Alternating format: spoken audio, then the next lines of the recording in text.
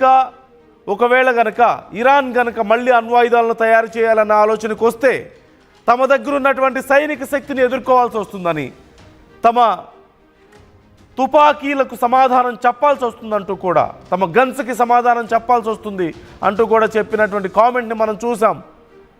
ఈ నేపథ్యంలో ఇరాన్ ప్రస్తుతానికి ఒక అడుగు వెనక్కేసినప్పటికీ ఖచ్చితంగా వాళ్ళ ప్రయత్నాలు వాళ్ళకు ఉండే అవకాశం ఉంటుంది. మరోవైపు అమెరికా కొంత మభ్యపెట్టే ప్రయత్నం కూడా మనం చూస్తున్నాం. భారీగా డబ్బులు ఇస్తాం, అలాగే పవర్ తయారు చేసుకోండి, కావాలంటే విద్యుత్తుని తయారు చేసుకోండి, యురేనియంని ఉపయోగించుకొని, అణుశక్తిని ఉపయోగించుకొని, కానీ అణ్వాయుధాలు తయారు చేస్తామంటే మాత్రం కుదరదు, మాతో యుద్ధం చేయాల్సి ఉంటుంది ఒకవేళ మీకు అలాంటి ఆలోచన ఉంటే అంటుంది అమెరికా. మరోవైపు ఇజ్రాయెల్ అసలు అవకాశం ఇవ్వద్దు, ఇరాన్కి ఎలాంటి అవకాశం ఇవ్వద్దు అంటూ ఇజ్రాయెల్ చెప్తున్నప్పటికీ కూడా ఇరాన్ మాత్రం ప్రస్తుతానికి కొంత వెనక్కి తగ్గినప్పటికీ మున్ముందు పరిణామాలు మళ్ళీ తీవ్రతరమయ్యే అవకాశాలు లేకపోలేదు. మరొకసారి యుద్ధం రాదా అంటే చెప్పలేం, ప్రజలందరికీ తెలిసిన విషయమే ఇది. రైట్, మనం చూస్తున్నాం కన్నీటి వీడ్కోలు పలుకుతున్నారు ఆ దేశం వీరులకి, ఆ దేశ ప్రజల ప్రాణాల కోసం వాళ్ళ ప్రాణాలను పణంగా పెట్టినటువంటి యుద్ధ వీరులకి, సైంటిస్టులకి, సైనికులకి కన్నీటి వీడ్కోలు పలుకుతోంది. దేశమంతా కదిలి రావడం మనం చూస్తున్నాం. దేశవ్యాప్తంగా ఇలాంటి ఒక సెంటిమెంట్ ఇరాన్ వ్యాప్తంగా మనకు కనిపిస్తోంది. ఇరాన్ ప్రజలందరూ కోరుకుంటున్నారు తమని నష్టపరిచిన వాళ్ళని కూడా నష్టపరచాలని. భారీ ఎత్తున లక్షల సంఖ్యలో ప్రజలు తరలి వచ్చి సైనికులకు, అక్కడ ఉన్నటువంటి సైంటిస్టులకు, వారి పార్థివ దేహాలకు కడసారి వీడ్కోలు పలుకుతున్నారు, కన్నీటి వీడ్కోలు పలుకుతున్నటువంటి పరిస్థితి మనకు కనిపిస్తోంది. సహజంగా ఒక సాధారణ వ్యక్తి మరణిస్తే ఇలాంటి ఒక రెస్పాన్స్ మనకు కనిపించదు. కేవలం ఒక గొప్ప వ్యక్తి, ఒక దేశం కోసం పోరాడిన వ్యక్తులకి తమ స్వార్థం కాకుండా దేశ ప్రజల భవిష్యత్తు కోసం, దేశ ప్రజల ప్రాణాల కోసం తమ ప్రాణాలను అర్పించినటువంటి వ్యక్తులకు మాత్రమే ఇలాంటి ఒక గొప్ప నివాళులు సహజంగా మనం చూస్తూ ఉంటాం. భారతదేశంలో మనం చూసాం అలాంటి ఒక నివాళి. యుద్ధంలో, ఇండియా పాక్ యుద్ధంలో తమ ప్రాణాలను అర్పించినటువంటి సైనికులకు దేశం మొత్తం సెల్యూట్ చేసింది. అలాంటి ఒక సెల్యూట్ ఇప్పుడు ఇరాన్లో మనం చూస్తున్నాం. అలాంటి ఒక అంతిమ వీడ్కోలు, కన్నీటి వీడ్కోలు మనం ఇప్పుడు చూస్తున్నాం.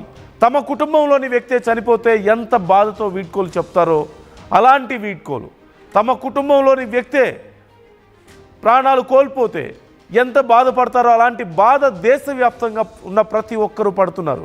మనం విజువల్స్లో చూస్తున్నాం. ఆర్టీవీ మీకు ఎక్స్క్లూజివ్గా చూపిస్తోంది ఇరాన్లో ఉన్నటువంటి ప్రస్తుత పరిస్థితి ఇది. హుసేన్ సలామీ, అమీర్ అలీ హజీజావే మృతదేహాలతో జరుగుతున్నటువంటి ర్యాలీలో దేశవ్యాప్తంగా ఉన్నటువంటి చాలామంది ప్రజలు పాల్గొంటున్నారు. అనేక మంది టీవీల్లో చూస్తూ కూడా తమ నివాళులర్పిస్తున్నారు.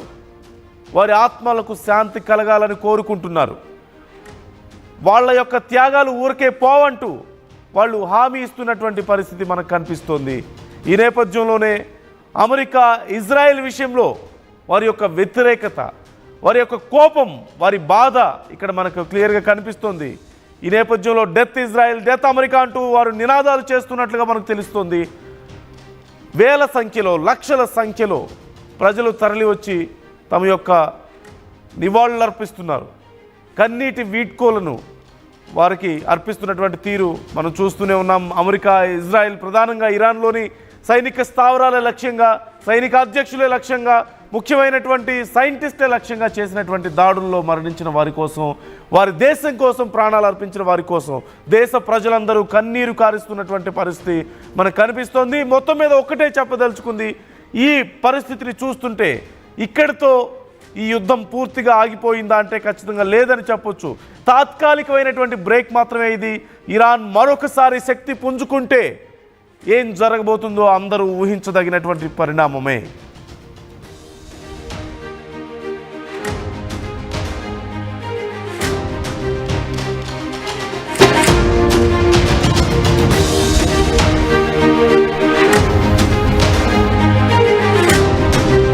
బ్రేకింగ్ న్యూస్ చూస్తున్నాం. ఇరాన్లో మరొకసారి హై టెన్షన్ వాతావరణం కనిపిస్తోంది. యుద్ధంలో మరణించిన కమాండర్లకు అంత్యక్రియలు జరుగుతున్నట్లుగా తెలుస్తోంది. ఇరాన్ ప్రభుత్వ లాంఛనాలతో ఈ అంత్యక్రియలు చేస్తున్నారు. పెద్ద సంఖ్యలో అంత్యక్రియల్లో దేశ ప్రజలు పాల్గొంటున్నారు.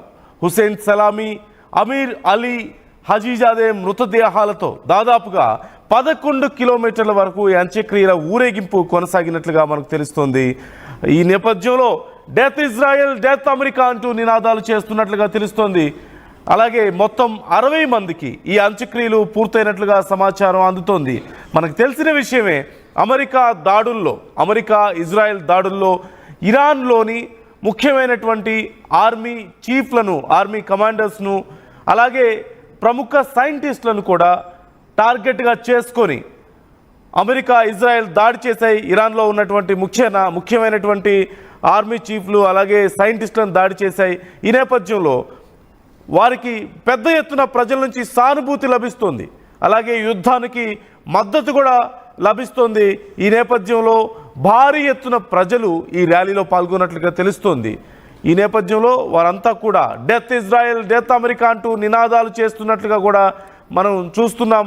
విజువల్స్లో మనం చూడొచ్చు. ఎక్స్క్లూజివ్గా RTV మీకు ప్రజెంట్ చేస్తుంది.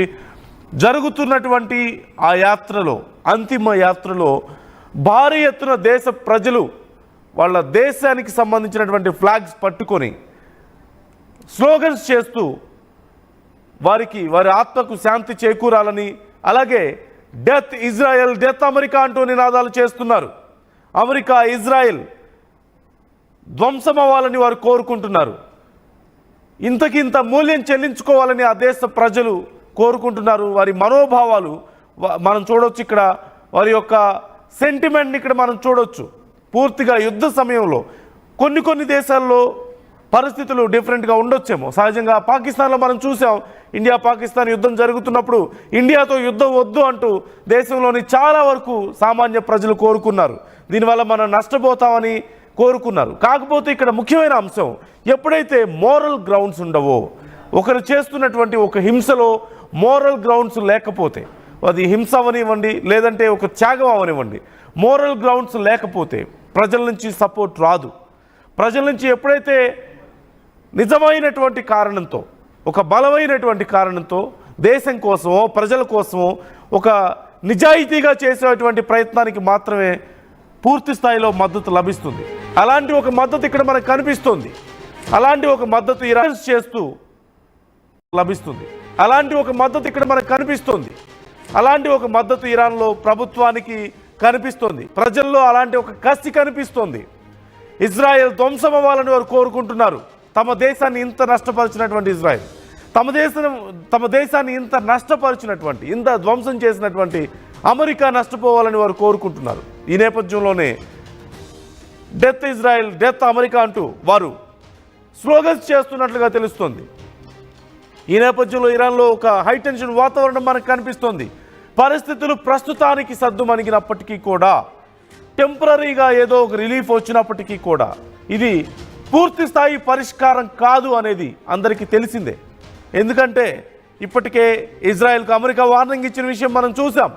ఒకవేళ మళ్ళీ అణ్వాయుధాలను తయారు చేసే ఆలోచనలో ఇరాన్ గనక ఉంటే